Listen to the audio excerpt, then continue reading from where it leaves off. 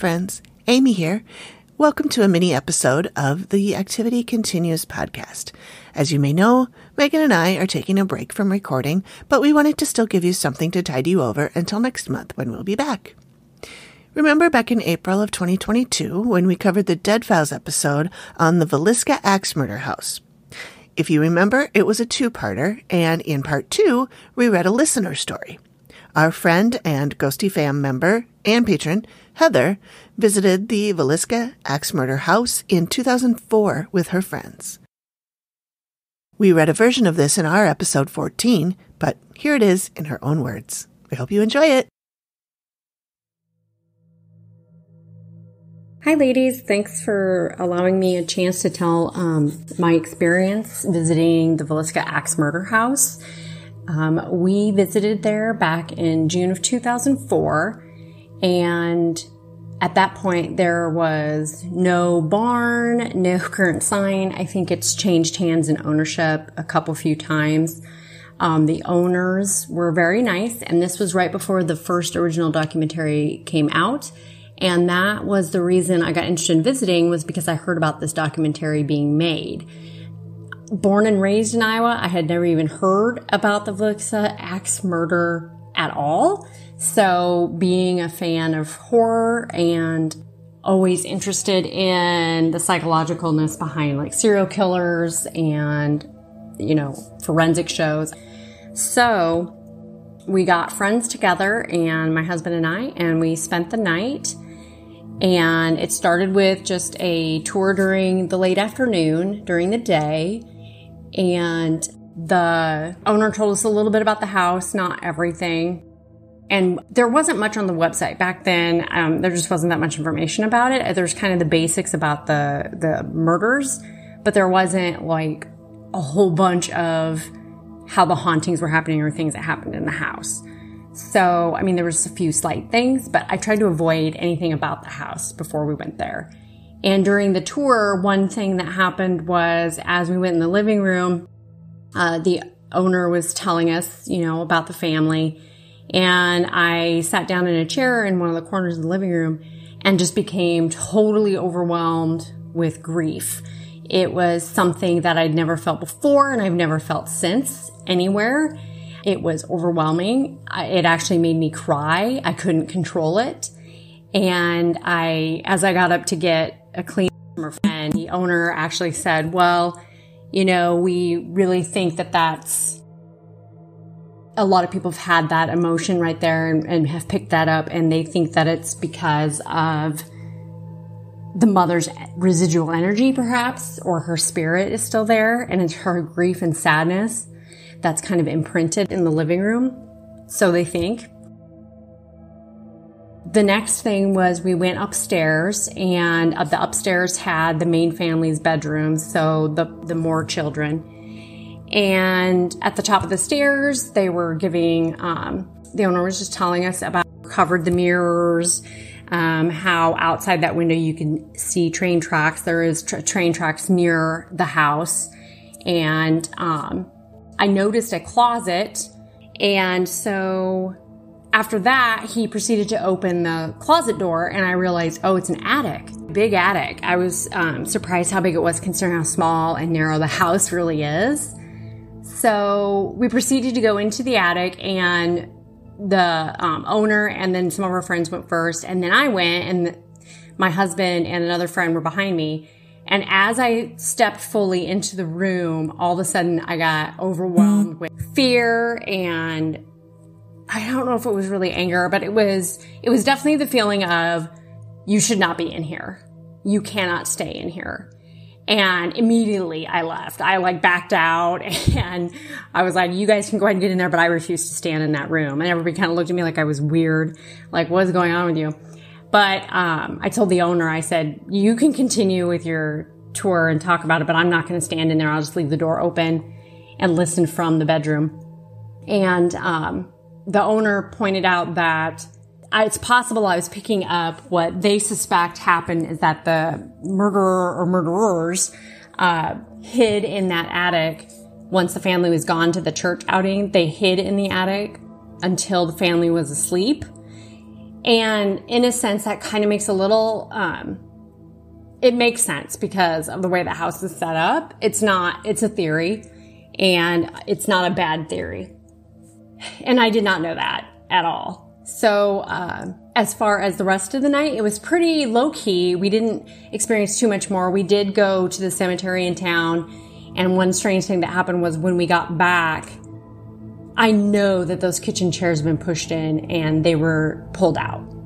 Now, it's possible, I mean, we locked up, but it's possible that the owner came by and thought it would be funny. I mean, anything's possible. We don't approve of that. We didn't have videos. Again, this was 2004. We didn't have smartphones. We only had our digital cameras. We only had our disposable cameras and one personal digital recorder that I had used for college.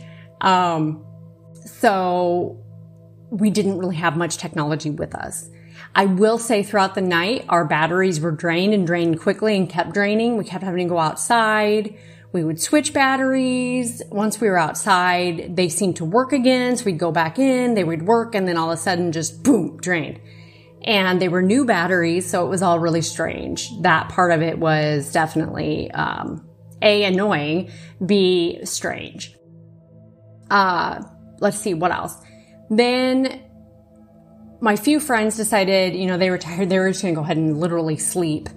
Me, my husband, and another friend, we decided to stay up all night because the owner had told us that supposedly people see a mist come into the bedroom at around the time the train comes, which is when they suspect the murders happened. And so we were like, ooh, let's make sure we'll just stay up all night. And so we were upstairs in the kids' bedroom playing cards. And A, we did not ever see a mist. So that was kind of a bummer. But I suspected we wouldn't. But anyway, so we're playing cards, and Dan and our friend, so my husband and our friend, they were both sitting in front of me, and I had my legs cross-legged while sitting there playing. And all of a sudden I thought it was my left, but it would have been because I was cross-legged. It would have been my right foot.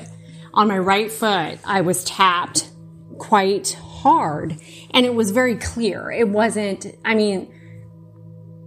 I can't explain it other than maybe it's the kids sending a message, and I don't know.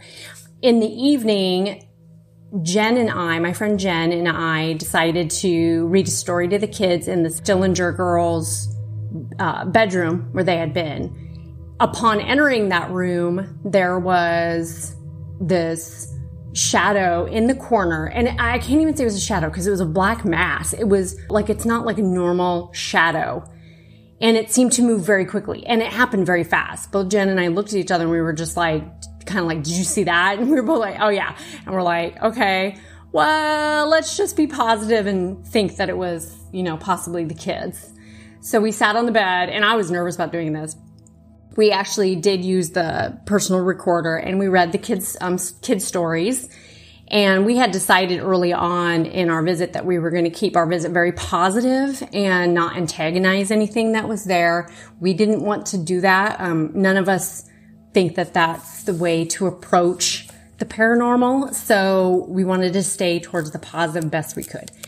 And my friend Jen actually left some toys for the kids. She brought specifically for them, and we left them in that room. Some jacks, blocks, and a couple balls. And I think she had a little stuffed animal too.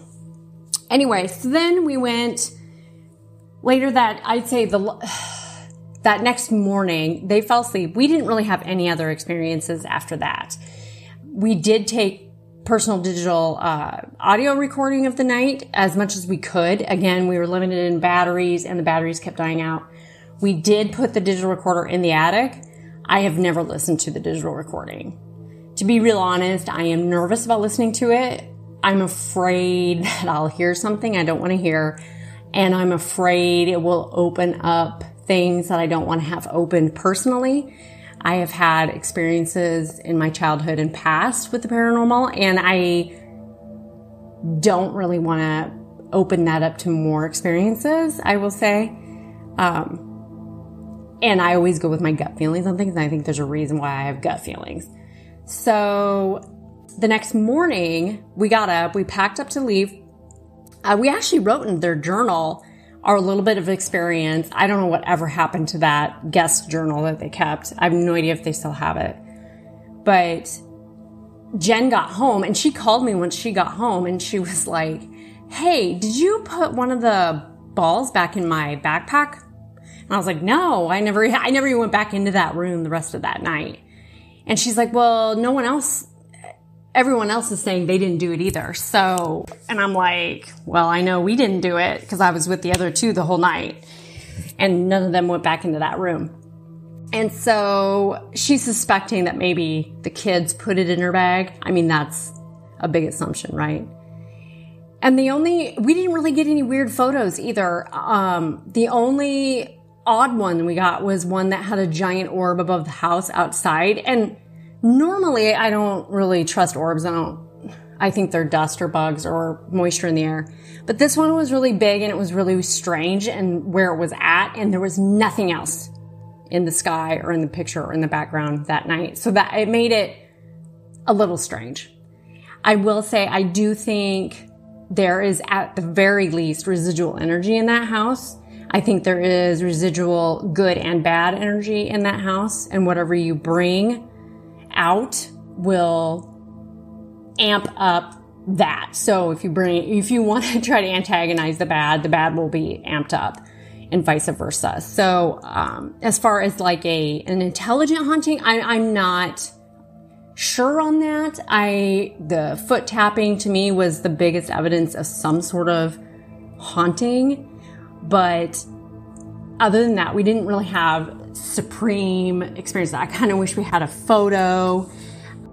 Again, I haven't listened to the digital, recording for any EVPs, and it's very possible that we have something on there. But I'm just too nervous, and all these years I still haven't done it. So, and no one else in the crew really wants to take the time to listen to it. So it just sits on our computer, hopefully still recorded and safe in the file that we have. But that was my experience at Villisca. And I think it's changed a lot. I don't know. We went before there was the barn. It wasn't advertised as much. I mean, it wasn't even mowed. It was overgrown, absolutely no utilities at all. And we had to use the outhouse through the night and bring our own, food, or we had our own flashlights. They did provide one lamp, and I believe it was an oil lamp, but some sort of lamp. But that was it. So it was it wasn't as touristy, I guess I should say. And you could tell the people in town kind of knew we were there, and they weren't very happy about us being there. So it's very controversial in that town about having this house there. And after watching the Dead Files, where Amy visited, and I think she made the comment that she really thinks the owner should stop. I don't necessarily disagree with that, especially since it's changed hands a few times. And I think it's just more of a show now, and they've had so many paranormal investigators come in. I think back when we went, I don't even know if they had paranormal investigators come in yet when we were there. Maybe one, but it wasn't widely known. So hopefully this gives some perspective on it. Thanks again for inviting me to talk about Villisca, and I am happy that I did it. And I do recommend people taking tours. Take it as a historical tour. I wouldn't try to make it into something that is dangerous or bad for any of the spirits that might be there, if that makes any sense. Okay. Thanks again, ladies. Bye.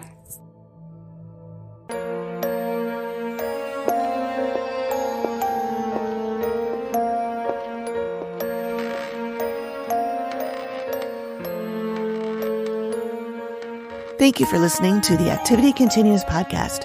We really appreciate you giving us your ears for a bit. Please reach out if you have a suggestion for which episode of the Dead Files we should cover next, or if you have a spooky story you'd like us to share on the show. We can be reached at theactivitycontinues@gmail.com or through our website or any of our socials. Links are all in the description of the show. Please feel free to drop us a note and say hi. And join us next time when the activity continues. The Activity Continues is produced by me, Amy, at Collected Sounds Media, and is part of the independent Collected Sounds podcast network. We are also proud members of the Boo Pod network of super cool podcasts. Nailed it.